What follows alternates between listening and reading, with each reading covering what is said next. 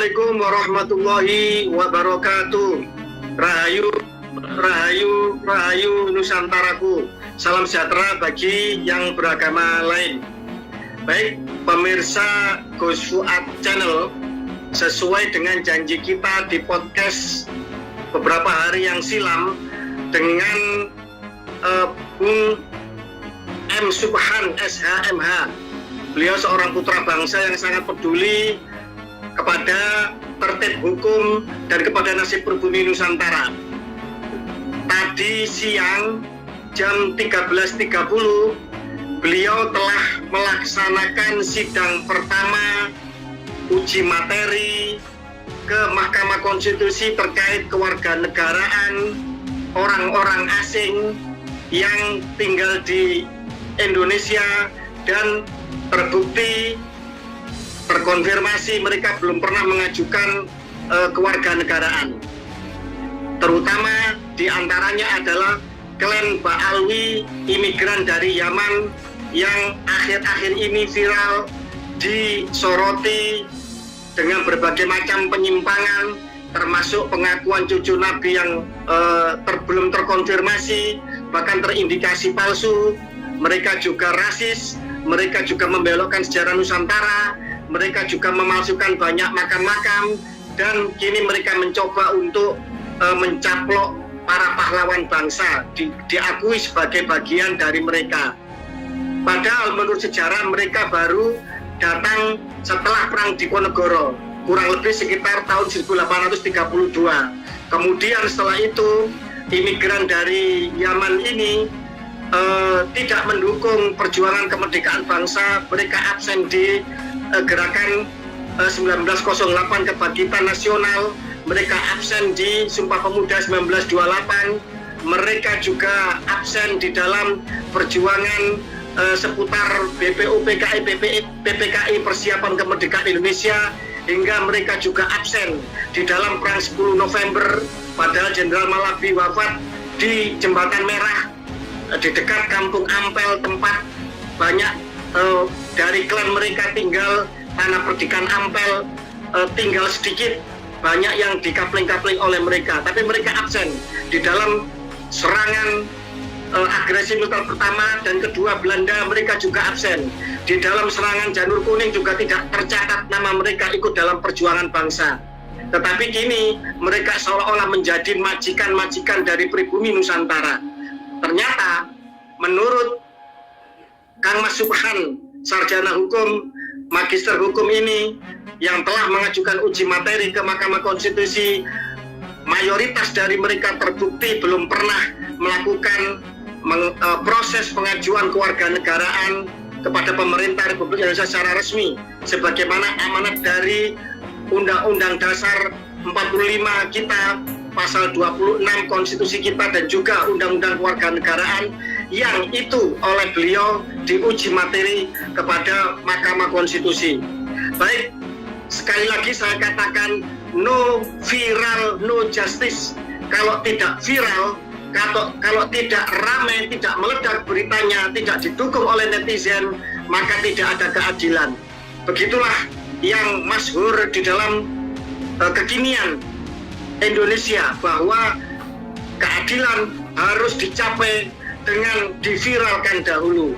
Karena itulah maka seluruh elemen bangsa yang peduli kepada nasib pribumi Nusantara, kepada konstruksi hukum kita, tertib hukum kita, tentang kewarganegaraan kita, harus mendukung perjuangan ini, pergerakan ini. Dan silahkan untuk apa yang menjadi pembicaraan, pengawalan kita terhadap sidang Mahkamah Konstitusi ini bisa disebarluaskan. Boleh diambil video-video yang berkaitan dengan kegiatan ini, dengan perjuangan ini, tetapi tentu saja secara etika harus mencantumkan dari mana mengambil cuplikan video yang sedang kita konsen dan kita konsentrasi untuk melakukan uji materi di Mahkamah Konstitusi ini.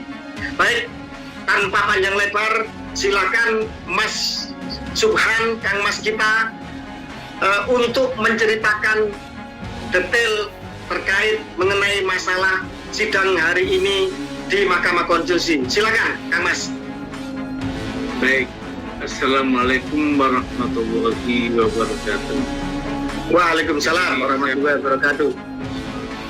Tadi dimulai sidang panel, sidang sidang pertama oleh Mahkamah Konstitusi perkara nomor 14, yaitu perkara permohonan uji materi yang saya ajukan.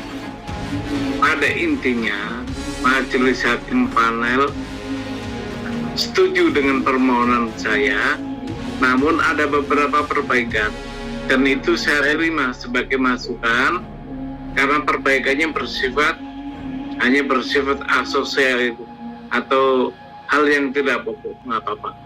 Cuman ada salah penulisan, ada hierarki undang-undang yang kelewati, hanya itu. Tapi substansi daripada permohonan saya, justru hakim ada kekhawatiran ini berdampak sangat luar biasa, kata dia. Pasti.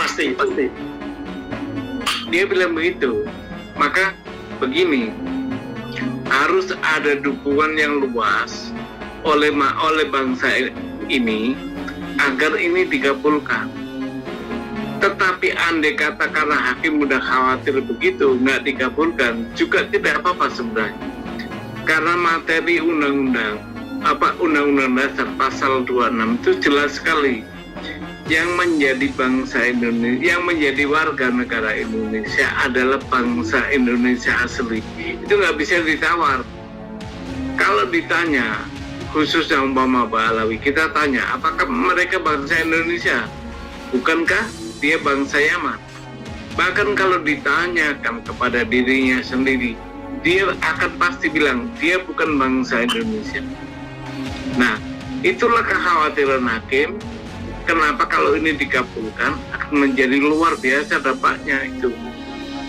Karena di semua lini pemerintahan telah ada isian orang-orang Balawi ini. Hampir di semua lini pemerintahan itu ada sekarang dia. Nah, itu kalau dikabulkan itu teranulir dengan sendirinya mereka itu. Baik, sebelum terlalu jauh diceritakan, kami review bahwa sidang pertama tadi itu bersifat panel untuk melihat terkait materi gugatan, bukan gugatan ya, materi yang panjenengan ajukan, yang permohonannya, baik dari redaksional maupun sistematika atau hal-hal yang sebenarnya tidak krusial, itu agar diperbaiki. Ada masukan-masukan. Oke, itu yang pertama. Itu yang pertama. Yang bersifat formal. Yang bersifat formal. Oke. Tapi tidak substansial kan? Tidak mengubah. Oke, siap. Terima kasih. Kemudian yang kedua, ada statement dari salah seorang majelis hakim yang menyatakan bahwa uji materi ini akan berdampak sangat luas, sangat besar apabila nanti dikabulkan. Begitu? Patut itu garis bawahi. Betul. Kita nggak sebutkan nama hakimnya, nggak enak. Tapi ada dalam beruangan itu ada suara hakim begitu. Ada suara hakim yang menyatakan bahwa Oke. Nah, kalau artinya dampaknya luar biasa. Dampaknya akan luar biasa, berdampak luas, berdampak yang sangat dahsyat ya di dalam kehidupan kebangsaan ini seandainya kemudian gugatan uji materi ini ternyata nanti dikabulkan. Jadi begitu. Oke. Tapi tadi saya keluarkan argumen. Sekarang kalau nggak diputuskan, bagaimana sistem kewarganegaraan kita kacau. Ada orang asing menjabat di pemerintahan, kacau bukan itu? Nah gituin, argumentasinya itu aja. Nah, sedangkan Indonesia itu menganut azas paternal, keturunan darah dari bapak, dari laki-laki. Itu cukup jelas untuk membuktikan bahwa dia itu dari terah laki-laki nggak ada keturunan bangsa Indonesianya, maka dia bukan bangsa Indonesia, harus diputus oleh hakim nih menurut saya. Tapi andai kata tidak diputus, tidak dikabulkan, juga tidak akan berubah status para orang asing ini, akan tetap menjadi warga negara asing. Karena undang-undang dasarnya bunyi begitu. Baik, sebentar. Sebelum terlalu jauh, artinya sidang pertama ini masih peninjauan terhadap materi panjenengan, itu yang pertama. Baru sidang kedua nanti mungkin sudah mengarah kepada argumentasi hukum ya, yang harus disampaikan untuk untuk pengujian itu sendiri. Oke, begitu ya? Jadi nanti iya betul, sidang kedua masih bersifat palet. Sidang pendahuluan kedua tanggal 24 nanti. Tanggal 24, Nah, 14 hari lagi, 2 minggu lagi. itu sidangnya menerima argumentasi yang dimasukkan ke permohonan gitu. Jadi argumentasinya apa ini kurang, makanya saya akan tambah. Oke, baik, siap. Jadi sidang kedua nanti setelah sekarang diminta untuk ada perbaikan-perbaikan, nanti akan dilihat perbaikannya seperti apa. Jadi masih bersifat panel dulu. Oke, baik. Sebelum melangkah terlalu jauh, apakah nanti diterima atau tidak? Kalau menurut panjenengan pribadi selaku praktisi hukum, panjenengan masih optimis nggak kira-kira ini akan dikabulkan oleh majelis hakim? Super optimis karena tadi hanya satu hakim yang menguji. Sementara di Mahkamah Konstitusi itu ada 9 hakim. Gitu. Misalkan diterima berarti ada seandainya ada yang menolak, berarti kan dissenting opinion ya istilahnya. Dissenting opinion. Pengambilan suara. Oke. Baik. Maka dari itu, saudara-saudaraku sebangsa dan setanah air, bangsa ini sedang diuji. Bangsa ini sedang harus berintrospeksi. Dan sebagai pribumi Nusantara, pribumi Indonesia yang mayoritas, kita sedang menelaah tentang orang-orang asing, terutama dari klan-klan Arab dan lebih terutama lagi dari klan Habaib Ba'alwi yang sedang diuji materi tentang status keluarga negaraannya. Artinya, kalau dari sensus 2010 Kang Mas, itu klan Arab itu jumlahnya hanya 0,1% dari seluruh bangsa Indonesia. Kalau jumlah warga negara Indonesia pada hari ini sekitar 280 juta, berarti 0,1% itu adalah sekitar 280 ribu. Bila klan Ba'alwi itu separohnya misalkan ya, maka sekitar 140 atau 150 ribu. Maka jangan sampai nasib pribumi Nusantara yang 99,99% itu dikalahkan oleh 0,1%. Nah, ini harus dikawal oleh seluruh anak bangsa lintas suku, lintas etnis pribumi asli Nusantara. Jangan sampai nasib bangsa ini itu kemudian nanti akan dikalahkan atau akan mengalami penindasan yang berulang, sisa-sisa dari residu atau polusi dari penjajahan oleh 0,1% imigran yang didatangkan oleh kaum penjajah, yang sementara itu mayoritas dari mereka, saya mengatakan mayoritas ya, bukan berarti tidak ada, saya yakin mesti ada di antara mereka yang sudah mengajukan kewarganegaraan. Jangan sampai kemudian dikalahkan oleh mayoritas dari mereka, dari 0,1% ini yang belum punya status kewarganegaraan berdasarkan amanat konstitusi kita. Nah, terus kemudian selain optimisme dari Kang Mas Subhan, hal-hal apa lagi yang bisa diceritakan pada hari ini tadi, sidang pertama tadi, Kang Mas? Jadi gini, ada satu argumen dari hakim untuk membuat contoh. Nah, saya membuat contoh, kenapa ini harus equal terhadap semua warga negara. Saya bilang bahwa ada warga negara keturunan Tionghoa yang pada awal-awal kemerdekaan, bahkan sampai tahun 80-an, dikejar-kejar aparat agar mengakui atau pulang. Nah, kenapa warga negara Arab itu tidak? Berarti negara telah berlaku tidak adil kepada semua warga negara yang ada di Indonesia. Gitu. Kenapa orang-orang Tionghoa diminta untuk mengurus SBKRI, surat bukti kewarganegaraan Indonesia, sementara orang Arab tidak? Nah, saya kasih contoh itu. Artinya apa? Semua peranakan itu harus mengurus kepada kewarganegaraannya. Nah, peranakan itu siapa aja? Saya jelaskan. Saya tidak mengambil di istilahnya dokumen yang bukan negara punya, tapi dokumen negara berupa apa? Penjelasan Undang-Undang Dasar yang dibuat oleh Mr. Supomo, yaitu penjelasan pasal 26 ayat 1 itu, bahwa yang dapat menjadi warga negara itu peranakan. Disebut di situ ada peranakan Belanda, ada peranakan India, ada peranakan Tionghoa, ada peranakan Arab.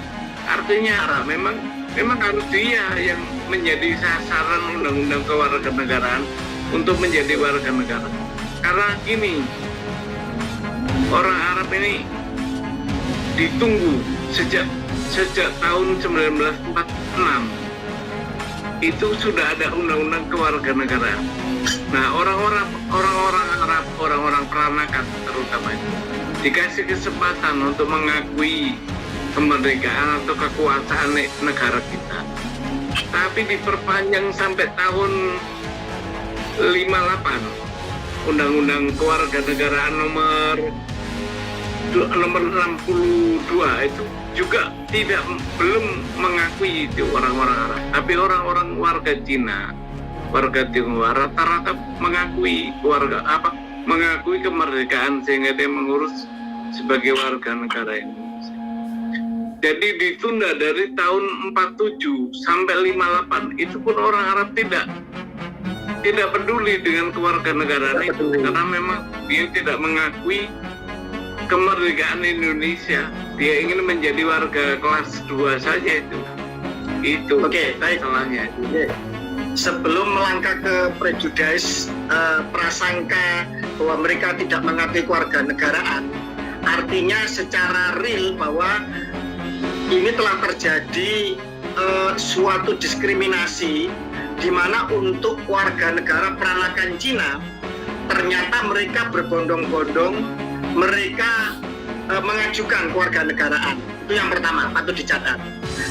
Bahkan ada semacam praktik untuk memaksa, kalau nggak mau dipulangkan ke RRC sana, nah begitu. Atau kenapa kok urusan? Nah, kenapa kok kemudian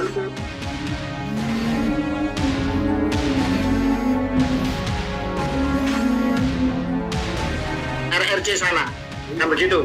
Atau kenapa kok urusan? Nah, kenapa kok kemudian dipersulit untuk urusan usaha atau urusan apapun, kan begitu? Iya. Ya. Urusan administrasinya dipersulit. Oke. Tapi kenapa kok kemudian pemerintah Republik Indonesia pada saat itu kok begitu permisif kepada orang-orang peranakan keturunan Arab? Kira-kira menurut panjenengan kenapa? Ya, praduga nih ya. Karena memang seagama mayoritas kita, jadi permisif mereka. Dasar agama juga dibawa mungkin. Berarti karena seagama Artinya karena mereka ini para imigran Arab ini yang dari Yaman ya, terutama ya, itu dianggap seagama dengan pemeluk agama mayoritas yaitu Islam, sehingga mereka seolah-olah mendapatkan kelonggaran, dan kalau menurut saya bukan kelonggaran, ini pembiaran dan keteledoran sebenarnya. Iya. Kan begitu. Karena diskriminasinya ini parah ini. Kenapa Cina ditekan, yang Arab dibiarkan? Kan begitu. Lah, Itu. ini tidak boleh dibiarkan lagi. Hukum tidak boleh tumpul ke atas, tajam ke bawah. Termasuk juga tumpul kepada mayoritas, tajam kepada minoritas. Di mata hukum semuanya sama, kan begitu. Siapapun itu harus sama, kan begitu. Artinya di dalam masalah kewarganegaraan ini, kepada mereka-mereka seluruh peranakan dari etnis asing harus sama pula perlakuannya. Ini kalau kita mau menerapkan Bhinneka Tunggal Ika, mau menerapkan kesetaraan, mau menerapkan tertib hukum yang benar, kan begitu kan Mas? Kalau menurut Betul. kami seperti itu. Negara tidak boleh memihak kepada satu agama. Itu bahaya. Setuju. Jadi equal kewarganegaraan itu tidak boleh dipandang dari agama. Itu akan berbahaya. Sekarang kita balik, coba umat Islam yang minoritas, apa bahayanya kita? Apa nggak bahaya kita? Ya. Iya. Nah, begitu sebaliknya, maka ukuran agama tidak boleh dicampur dengan hukum Mbak positif. Murotopan. Agama punya hukumnya sendiri, Hukum. negara punya hukumnya sendiri, dan kedua-duanya tidak bertabrakan kalau diterapkan. Setuju. Bahkan saling menguji, itu mestinya itu. Nah, aparatur kita itu nggak punya pikiran begitu, maka yang seagama lah yang dia terima, bahkan difasilitasi gitu. Nah, yang double minoritas kasihan. Baik. Maka Oke. berasal dari situlah kita ingin pemerintah kita memandang sama semua di depan hukum warga negara. Nggak boleh pilih kasih. Itu.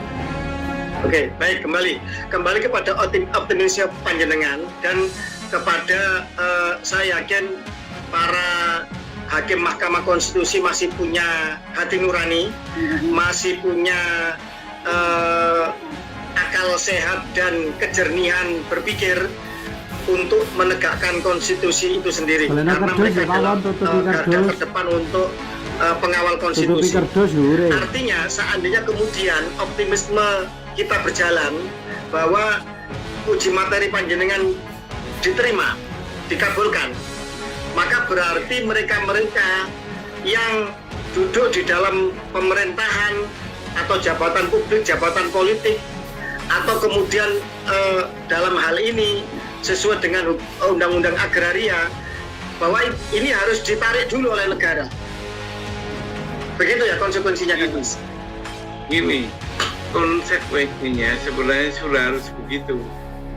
Tanpa ada putusan MK juga harus begitu, karena memang terbukti mereka bukan warga negara Indonesia. Cukup ditanya aja, kamu punya nggak pengesahan sebagai warga negara Indonesia? Kalau nggak punya, ya berarti orang asing. Nah, Betul. itu undang-undang sudah membatasi itu, undang-undang dasar dan undang-undang kewarganegaraan membatasi bahwa cukup apa punya nggak tahu pengesahan. Nah, kalau nggak punya, kan tanpa MK pun nggak apa-apa. Tapi ini loh, pemerintah kita kalau tidak ada putusan begini, itu apa? Mengabaikan itu semua. Nyatanya mereka yang terbukti orang asing bisa menjadi calon presiden loh. Puncak untuk itu nggak ketolongan tuh. Iya betul, puncak ketololan ya. Keteledoran dan ketololan. Artinya gini, sebenarnya tanpa langkah hukum uji materi ini, sebenarnya baik dari konstitusi maupun perundangan di bawahnya, ini sebenarnya secara otomatis mereka ini sebenarnya telah terbukti nyata-nyata dan sah bukan warga negara Indonesia sebenarnya, kan begitu. Cuma diperlukan langkah-langkah hukum untuk kemudian bisa menegaskan dan membuat melek semua mata anak bangsa kita ini, kan begitu. Misalkan gini Kang Mas. Misalkan gini, ada seorang Habib misalkan punya tanah atau aset atau SHM. Panjenengan berani untuk menggugat bahwa dia tidak berhak atau gugur kepemilikannya. Iya, akan saya buktikan itu di pengadilan kalau ada bahwa apa yang dia miliki hak atas tanah SHM itu harus gugur. Gampang aja itu nanti kalau di pengadilan buktikan bahwa kamu adalah warga negara itu. Nah, baik.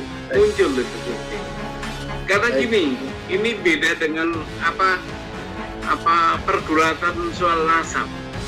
Kalau warga negara ini masih kontemporer, masih kekinian, masih bisa dijangkau, masih banyak yang hidup, undang-undangnya masih berlaku.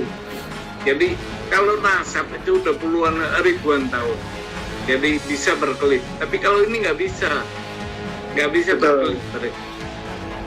Betul. Kenapa? Nenek moyangnya baru berketurunan baru 3 generasi paling ya 4 telah generasi. Bahkan ada yang generasi awal mungkin. Nah, undang-undang kita masih berlaku. Saya sepakat itu. Artinya gini, ketika mereka, saya dalam tanda kutip ya, klan Ba'alwi yang mengaku cucu Nabi ini, itu dipertanyakan nasabnya, perdebatannya adalah perdebatan yang panjang dari kitab yang seribu tahun lebih, kan begitu. Kita cari di abad-abad awal hingga ke sekarang pembuktiannya. Juga masih harus dengan sampling tes DNA, kan begitu. Orang Arab bagaimana, yang kemudian keturunan Ismail bagaimana, keturunan Ishak bagaimana, orang Quraisy bagaimana, Hasan Hussein bagaimana. Artinya butuh pembuktian yang harus komprehensif dan begitu luas cakupannya. Tetapi untuk membuktikan bahwa mereka bukan warga negara Indonesia dan mereka sebenarnya tidak berhak untuk menduduki jabatan publik atau memiliki aset-aset dan mendirikan organisasi di dalam ruang lingkup negara kesatuan Republik Indonesia berdasarkan konstitusi dan perundangan di bawahnya adalah sangat mudah sebenarnya. Karena mereka baru datang sekitar 3-4 generasi di Nusantara. Begitu maksud panjenengan? Iya. Gini, batasan kita adalah kemerdekaan. Waktu merdeka, dia menjadi warga negara mana? Kalau dia menjadi jadi orang asing, bukan warga negara Indonesia, maka dia harus mengurus pengesahan sebagai warga negara. Nah, itu masih kejangkau. Nenek kita, kakek kita masih hidup itu, masih menyaksikan itu. Jadi gini, saya tegaskan lagi, tanpa putusan MK, mereka orang-orang bangsa lain yang tidak memiliki pengesahan sebagai WNI dan ikut dalam pemerintahan itu gampang membuktikan. Cukup kita tanya aja, adakah pengesahan? Kalau ada pengesahan, kita cek ada nggak tercatat di lembaran negara. Karena gini, pengesahan sebagai WNI itu dicatat dalam buku negara, buku lembaran negara. Jadi gampang untuk ngeceknya. Iya. Baik. Parameternya gampang. Pertama, mereka baru datang di Nusantara, ya, datuknya. Yang kedua, ketika Indonesia merdeka, mereka sebagai orang asing punya nggak pengesahan atau pernah nggak mengajukan pengesahan. Itu yang kedua. Yang ketiga, ada komparasi, ada perbandingan dengan peranakan keturunan etnis asing yang di Nusantara, yaitu etnis Cina. Ternyata mereka berbondong-bondong pernah mengajukan kewarganegaraan, tapi imigran Yaman dalam tanda kutip wabil khusus klan Habib Ba'alwi ini yang sekarang merasa paling mulia, paling rasis, itu ternyata tidak pernah, mayoritas tidak pernah mengajukan kewarganegaraan. Gampang sebenarnya pembuktiannya. Oke. Iya, cukup 2 undang-undang, Undang-Undang Dasar dan Undang-Undang Kewarganegaraan, cukup dia bahwa dia itu warga negara hukum juga. Itu ya. Jadi gini, akan sidang lagi tanggal 24 Maret. Siap. Nah, itu sidang panel kedua terakhir untuk menentukan sidang ini lanjut atau tidak. Kalau berlanjut, maka yang akan dihadirkan dalam persidangan ini pemerintah, dalam hal ini yang mewakili Divkumham dan anggota dan DPRD RI yang mewakili. DPR RI. Baik. Terus dihadirkan saksi-saksi ahli. Nah, itu. Baik. Pengennya waktu pemeriksaan saksi ahli itu live kita. Oke, siap. Bisa ya, dimohon untuk live bisa ya, Kang Mas? Insya Allah bisa kalau pas pembuktian. Oke, baik, terima kasih. Jadi sudah bisa ya. Jadi Mas Subhan sudah konfirmasi ke Mahkamah Konstitusi bahwa bisa live untuk nanti ketika pembuktian ya dari saksi ahli. Ya. Terus ini, Maka oke, baik, kembali kepada jalannya yang dengan jalani hari ini terkait sidang pertama. Terus terkait juga mengenai masalah optimisme panjenengan. Tadi juga terkait mengenai masalah panjenengan statement bahwa tanpa putusan Mahkamah Konstitusi pun sebenarnya otomatis mereka sebenarnya telah nyata-nyata status kewarganegaraannya telah sebenarnya telah tidak ada secara hukum. Artinya mereka bukan warga negara Indonesia. Terus kemudian kita akan melangkah kepada yang berikutnya kan Mas, masalah terkait no viral no justice. Artinya perjuangan panjenengan ini kan benar-benar mutlak sendirian. Benar-benar sebenarnya seorang diri berjibaku untuk mempertanyakan ini. Karena itulah kemudian kami menyerukan seluruh segenap anak bangsa, lintas suku, etnis, agama yang merasa pribumi Nusantara atau mungkin juga yang merasa peranakan dari etnis asing yang pernah mengajukan kewarganegaraan untuk ikut mendukung gerakan ini agar terjadi keadilan dan kesetaraan di dalam kehidupan bangsa kita. Kang Mas, ini beberapa klan Arab di luar Habib Ba'alwi, terutama yang sudah paling lantang selama ini dari keluarga klan Az-Zubaidi itu telah berkorespondensi dengan kami dan mereka mendukung perjuangan pergerakan ini. Klan Az-Zubaidi, Kang Mas, itu secara DNA benar-benar orang Arab, haplogrupnya J1. Secara haplotype mereka terbukti sebagai keturunan dari garis Ismail bin Ibrahim. Alhamdulillah mereka juga mendukung pergerakan ini, mereka mendukung anti rasisme di Nusantara, mereka mendukung kesetaraan, mereka mendukung Bhinneka Tunggal Ika, dan alhamdulillah sangat surprise mereka juga mendukung tentang perjuangan pergerakan panjenengan. Dan kami mengundang kepada seluruh segenap lintas etnis baik asli pribumi maupun non pribumi yang telah menjadi warga negara Indonesia yang dulu terutama etnis Cina ya atau klan-klan Arab yang pernah mengajukan kewarganegaraan untuk ikut mendukung pergerakan ini. Karena apa? Agar bangsa ini bisa menerapkan kesetaraan di depan hukum. Tidak ada tebang pilih, yang ini karena non-muslim kemudian dianaktirikan, yang ini karena sesama agama kemudian dibiarkan. Nah, kalau ini terjadi, nanti non-sewu orang Islam mencuri, korupsi, ya vonisnya cuma, mohon maaf, 10 tahun.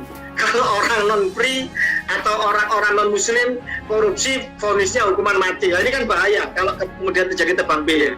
Nah, ini ujian ini tentang kewarganegaraan ini. Monggo Kang Mas, karena itu nanti di link ini nanti akan diberikan juga contoh amicus curiae.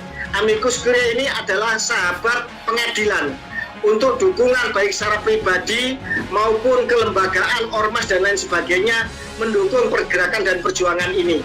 Monggo Kang Mas, ini sudah 35 menit, hampir 30 menit. Saya mohon closing statement dan boleh mohon dukungan, boleh mohon doa, boleh statement panjenengan apapun, boleh. Silakan closing statement, silakan. Begini kawan-kawan sahabatku sekalian, saya berjuang ini demi bangsa dan negara. Jadi saya mohon dukungannya yang diwujudkan dengan amicus curiae. Jadi dengan surat namanya sahabat pengadilan. Cukup itu. Banjiri MK dengan surat itu supaya dikabulkan. Ya. Banjiri surat-surat sahabat pengadilan ini ke MK dari segala penjuru, dari semua lapisan masyarakat, dari tokoh-tokoh agama, tokoh-tokoh budaya, tokoh-tokoh yang lainnya boleh. Ya, jadi cukup itu aja, nggak perlu datang, nggak perlu hadir. Cukup banjiri MK dengan surat sahabat pengadilan. Sahabat pengadilan. Ya. Oke, itu saja. Terima kasih. Wassalamualaikum. Terima kasih, Mas. Jadi itu harapan beliau. Selain beliau mohon doa, tetap sehat. Semoga beliau tetap sehat, semangat, fokus. Bulan puasa semoga semakin menambah semangat dan kesehatan beliau. Saya yakin. Beliau juga minta yang paling utama, tidak perlu datang, tidak perlu kemudian keluar biaya atau apapun. Beliau siap untuk berjuang sendirian sebagai putra bangsa. Cukup banjiri Mahkamah Konstitusi dengan amicus curiae. Itu sebuah surat untuk mendukung perjuangan pergerakan beliau sebagai sahabat pengadilan.